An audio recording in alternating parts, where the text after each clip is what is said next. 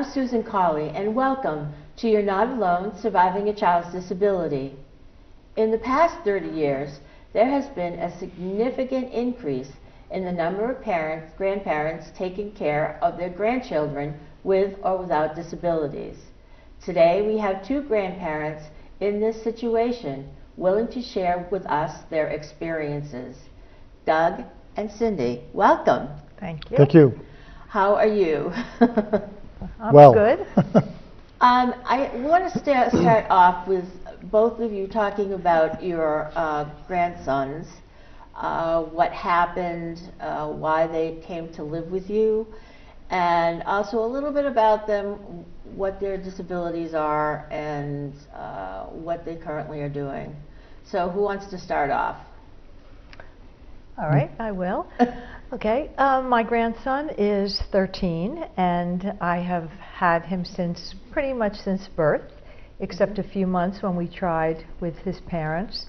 He came to me, I guess you'd say, the classic way, through drugs, alcohol, and mental illness, you know, all three in different aspects. And I knew that he would be safe, and I decided that I would take on the job. Mm-hmm. And you asked about disability. Mm-hmm. I think this is also very common with grandparents who take grandchildren. First year of life was extremely rocky, and that's when I did all the pushing to have him.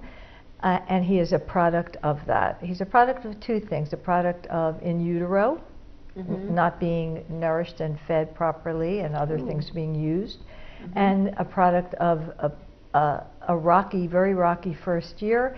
And so his disability is very common to a child like him, ADHD, attention deficit hyperactivity disorder. Right. But it doesn't end there. That's an easy thing to at least address.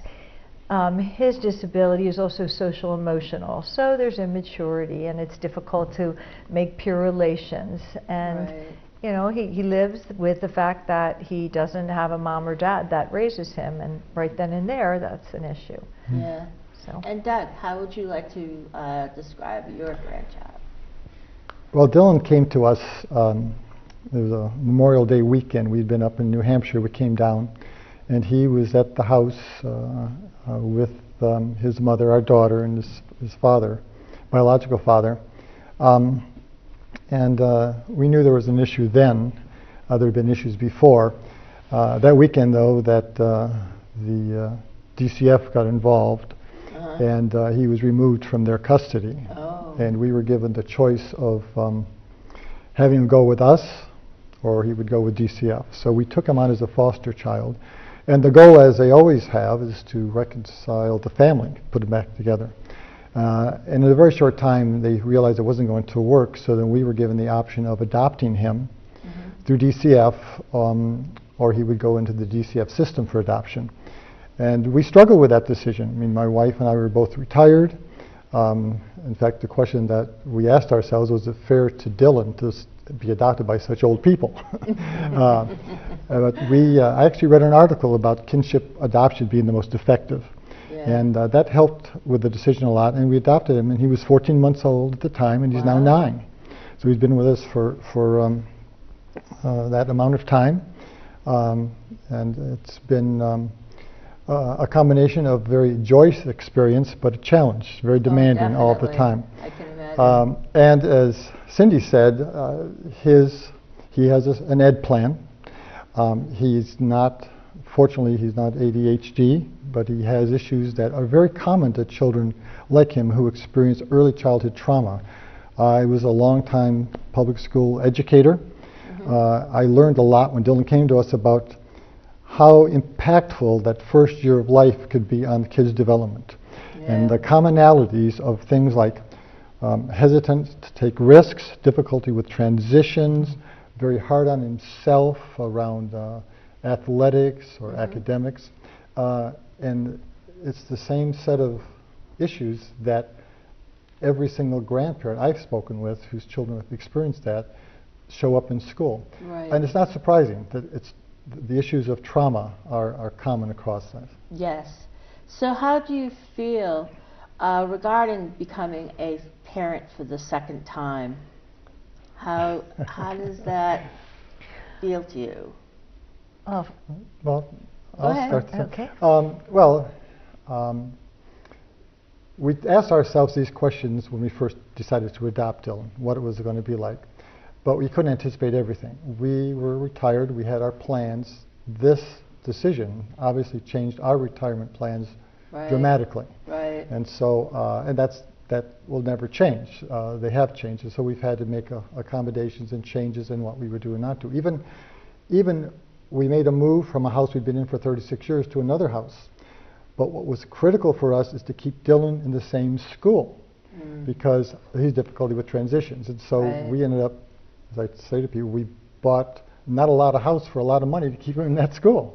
Right. Whereas otherwise we'd had lots of choices. Now it's a minor issue, but it's something that impacted us.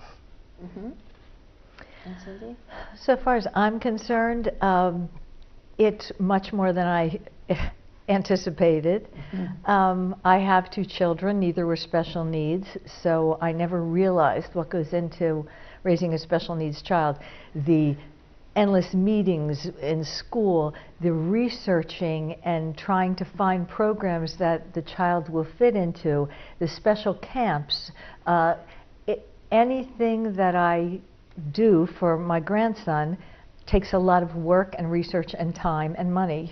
It's very, very financially expensive. Yeah. And the same as Doug said, I had my plans, to travel and be retired and do things, and that changed everything. My life, I live a place where I know it's a wonderful school system. I live smaller, like Doug said, so my entire life changed. There are rewards, big rewards. Yes, I can imagine. How old are your other 2? My other 2 children, Yeah. they're adult children. Okay. Yeah. They're adult children, Yes. so they're Yeah. out of the house. Oh yes, long ago, right. Okay. And one is the mom of my grandson, so Oh, but she's okay. not in the house. So my entire life changed, but I love you, Grammy, and Grammy, this is so fun, and he sleeps well and is nourished and eats well and is a happy soul. There's sort That's of all not you there's can not a ask price for. tag on that sacrifice either. May I say something about the social issue? Sure. Talk about impact on us. That is one of the things that affected my wife and me with adopting Dylan, because we're older parents, obviously. When we went to the first meeting in kindergarten and we looked around the room, we realized that every one of those parents in that room could have been our children and even our grandchildren. That's right. Right? Yeah. So one of the issues for us, we don't connect with the parents socially, which makes it Yeah. harder for Dylan to have play dates. So I do a lot of scrambling, making calls to set up play dates for Dylan, to get him organized, so forth. We don't get a lot of calls back again because we don't have those social connections that usually lead to play dates. I completely agree. Same issue. Really? Same issue. Really? They could be. I can't imagine them being that prejudiced in a way. But they're not prejudice, it's just connections. Everyone, many homes, both parents are working, their kids are programmed. They don't invite my wife and me over for dinner. We don't go out afterwards. Dylan's a good little athlete, so he plays on basketball teams and soccer teams. Right. We're not friends. Yeah, it's not friends. And most play dates, I remember when our daughters were younger, so many of the play dates came out of your connections with other parents. Right. That's right. Right. Well, That's very we true. don't, my friends, the people I do things with, their children are all grown and gone. Right. So even among my friendship group, I'm an exception. I get a lot of supports, but not Is that day-to-day hard for supports. you, for both of you, that you It's a challenge. that you don't have Sure. the connection with these With the people. other parents? I would say it's uncomfortable. When you go, excuse me, when you go to a school meeting or a classroom activity, you're by yourself because you do stand out. And if there are other grandparents there as grandparents, not as the primary caretaker, I oftentimes gravitate to that person because we have Right. more in common. It's more interesting to talk to Right. somebody in your age group. So no one is rude and but they're not interested in being friendly. And with friendliness comes the play dates. Play dates. Yeah. Yeah, Right. I find people are very friendly and so forth, but it doesn't there's not a bigger friendship pool. Like Definitely friendships uncomfortable. are not Right. with people who have children our age.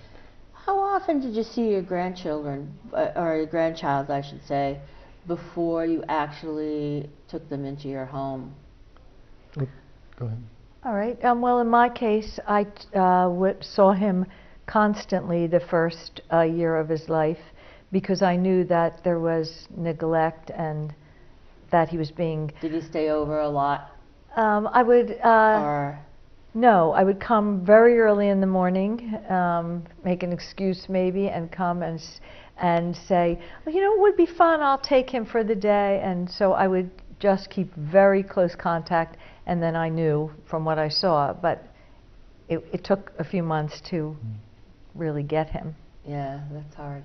Dylan was in Connecticut, and we were in Boston area.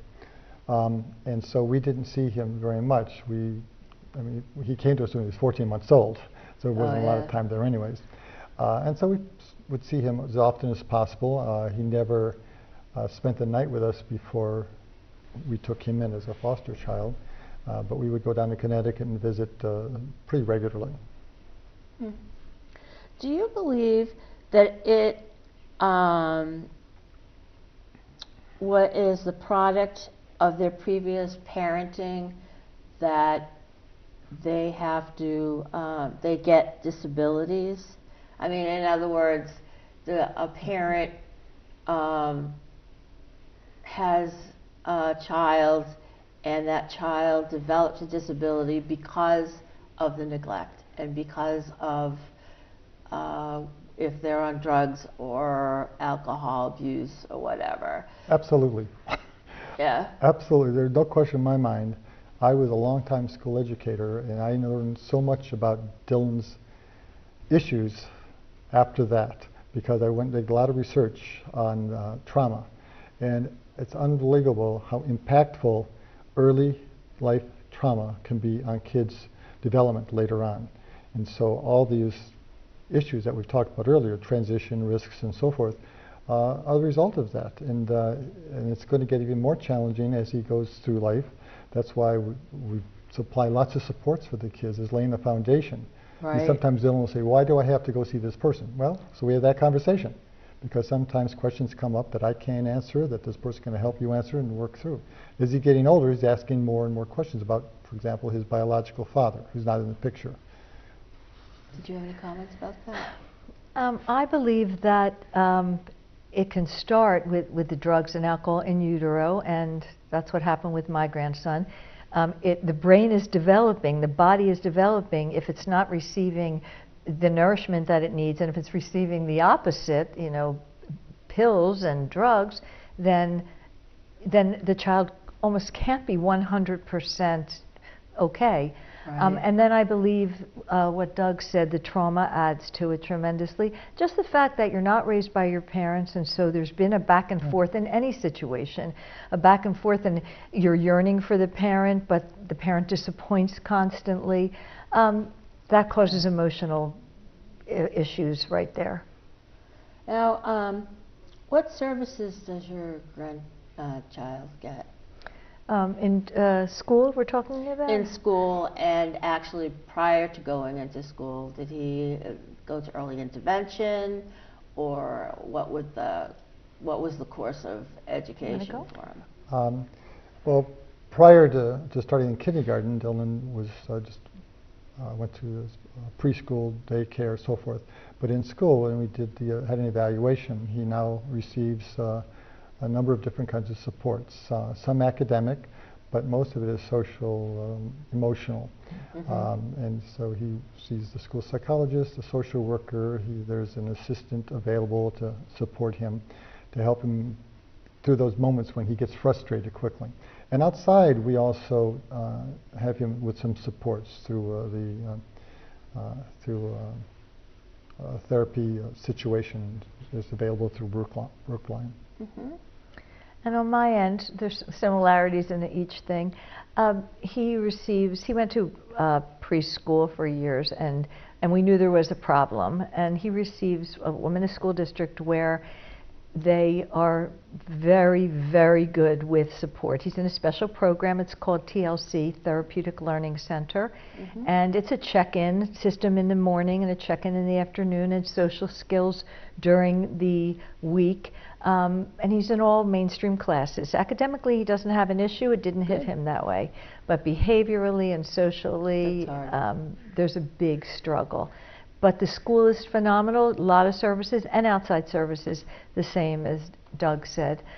Therapy, any activities are therapeutic in addition to what the activity is. Okay. Now, how much information should you share with your grandchild about what the situation was? How much should you share?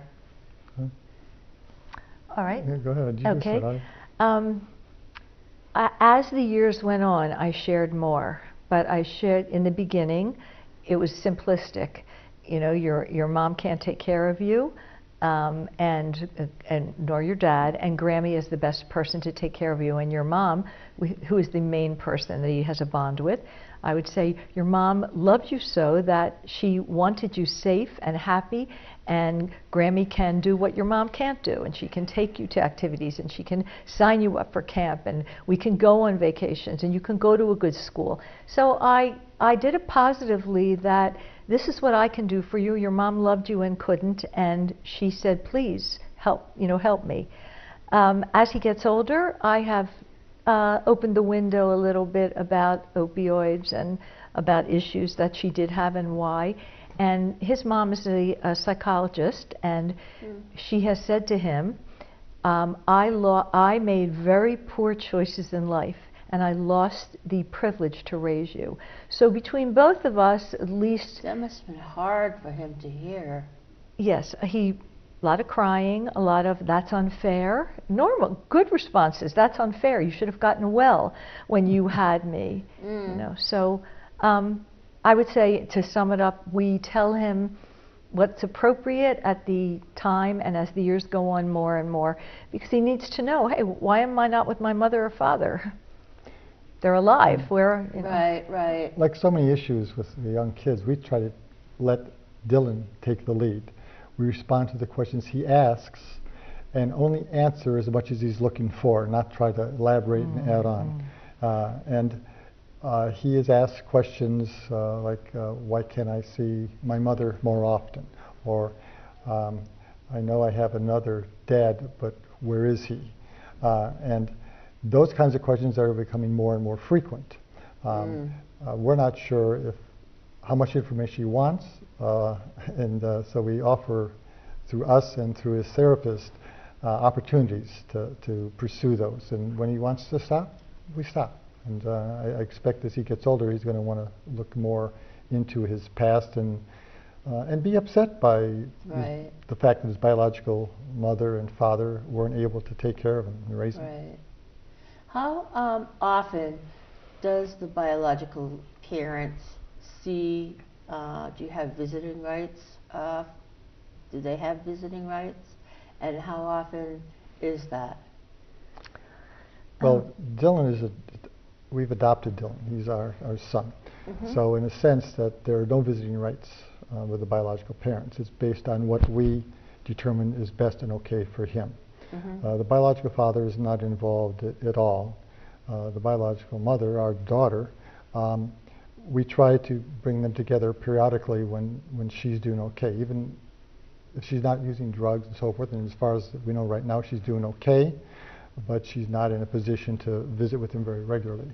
But we structure those very carefully, like we'll go bowling or we'll go out to lunch, something that's very confined and protective of him. And every once in a while he'll say, why can't I see my other mother?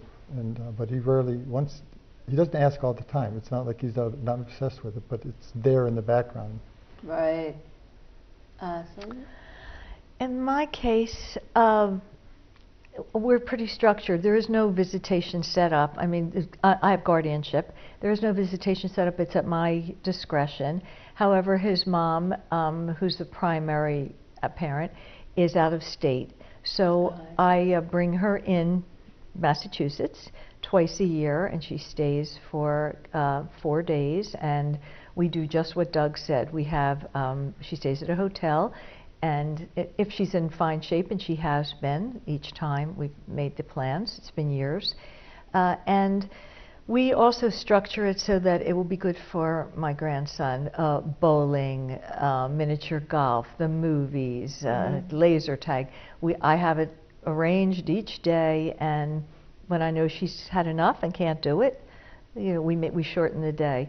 It's a journey. It's a difficult. The visits are difficult. But I think they're necessary in my case for my grandson. He doesn't ask often, like Doug said. I think he has a good life, but he certainly asks, when am I going to, Grammy, when will I see my mom next? And when she leaves, he cries. Oh, that's hard. After you took custody, did you legally adopt? Yes, you did. Or become a guardian of your grandson? What is the difference? Well, the primary difference, as I understand it, is that when we've adopted, we are the parents. As they told us, you sign all the school forms now. There's no issue. The biological parents have no rights. Literally, they cannot come back in and seek custody. If you're a guardian, you're at risk of the biological parents coming back and saying, we're healthy now, we're okay, we want custody back again. And it goes to court. And then the judge has to make a decision if that can happen or not happen. I've heard lots of very painful stories. Grandparents I'm on the state commission for the status of grandparents raising grandchildren, and I've heard lots of different stories at conferences of grandparents who took guardianship because their grandchild was at risk, and then the parents come back in, we're healthy now, and so the judge turns the child back over to the biological parents, and the parents fall off the wagon again, and all of a sudden they're back to the grandparents. That must be devastating. It's whiplash for the children. It doesn't protect them. And another piece of this is those biological parents come in, they have a right to legal counsel, free of charge. The grandparents don't at this point, although there's legislation that's being submitted to make that different, so that the grandparents are at a disadvantage there. They are in there for the good of the children. The parents, I'm not sure they're in there for the good of the children or good for themselves. Okay, it's hard to say. Out of guilt. Guilt, yes, absolutely, and I understand that guilt. So that's a real tension. In many ways, my wife and I are protected from that. Cindy, in another way, is not. And so that's a big difference. And then there's some financial stuff, but that's secondary. Cindy? Mine is a permanent guardianship, however. Just what Doug said could happen. I don't worry about it like I did, because as the years go on, he's been with me since birth and he's 13 years old, but it is not an adoption. Guardianship was the easiest and fastest thing to do, and we had an emergency situation, and I needed legally to make sure he could be in the right place. Okay. What kind of legal, emotional, and financial support do you receive for yourself as well as for your grandchild, or your son, I should say? Well, I think one of the, again, having had some contact with a number of different grandparents raising grandchildren, we just did a recent tour of the state, collecting information from grandparents raising grandchildren connected to the opioid addiction or epidemic. And some of the common issues that come up for these grandparents, one is they've oftentimes adopted or sought guardianship because the child is at risk. Issues around all of a sudden another child in the house isn't big enough. There isn't enough money available. Some parents or grandparents having trouble getting the health care that they need. A big issue, as many of these grandparents are still working. Child care. The child goes to school and so forth. Also, for school issues, I remember talking with a grandparent one time. They were so frustrated. The child had an IEP, but it wasn't being implemented properly, and they didn't know what to do. That was another issue for them. So there's a whole host of these issues that these grandparents or their grandchildren oftentimes face. That it's time-consuming, it's expensive, it's confusing. One of the tasks of this commission is to try to help organize that information for people through the It is. website. It's a confusing process. It is, and there's lots of departments all have a little bit to do with it. And so Right. one of the real challenges and goals of this commission is to try to organize it and focus it so grandparents have a place to go to get the support. Mm-hmm. I would say that the support, no matter what it is never enough, especially with a special needs child, any child. But anything that my grandson does is a summer camp is double what it would be, because it's a one-to-one or 1-to-3, you know, meaning one staff member to one child. Yes. So it's no matter what. Yeah, I didn't prepare for it in life at this stage. I thought it would just be myself, and I was fine. But it's a huge struggle and strain to do it, to do what they give them what they really need. Right. I have 2 daughters who are autistic, and I can understand your struggles. Then Yes, you can. you can empathize. Yeah. Now, how do you take care of your own health in all of this? Well, that's a good question. Well, one of the things I did, I was, as I retired from a public school administration position, I continued to work as a consultant, helping people to become teachers and administrators. When Dylan came to live with us, and I could see it was going to take up more time, I said, I can't do all of that and save some time for myself. So I quit being a consultant. I said, it's time to put that aside. And so I knew Dylan was going to take up more time, and I still wanted to save some time for myself. Right. And so I do that, and I make sure I stay active. Of course, Dylan keeps me active. But also, you know, play a little bit of golf, socialize with friends. Good. And so it's absolutely, I was talking with Cindy on the way out here, how essential it is to feel healthy and be healthy, not just physically, but socially. Not only for you, but for your son. Oh, absolutely, yes. You know, because you have to stay there for him. Yep. You know? Yes. Yeah, I think that's a big concern. We're much older than any parent, and how I say to myself, okay, how do I make sure, as much as you can, that I can stay healthy for the next, you know, years that I have him? It's difficult, but I do what Doug said. I squeeze in social life, and my grandson, he keeps me so active and so busy that we're always running and doing things and in parks. And I do think that it's a positive in one way, because it does make me feel younger than my years, for sure. That's great. My wife's aunt had the best line after Dylan came to us. She said, you used to be retired. Now you're just tired. Yeah, that's good. I like that. But the other thing about supports, my wife and I are fortunate. We have another daughter who has 3 children, 3 grandchildren. They're all in college or out of college now. But we've had to adjust, for example, our travel plans. That we had all these ideas about going different places.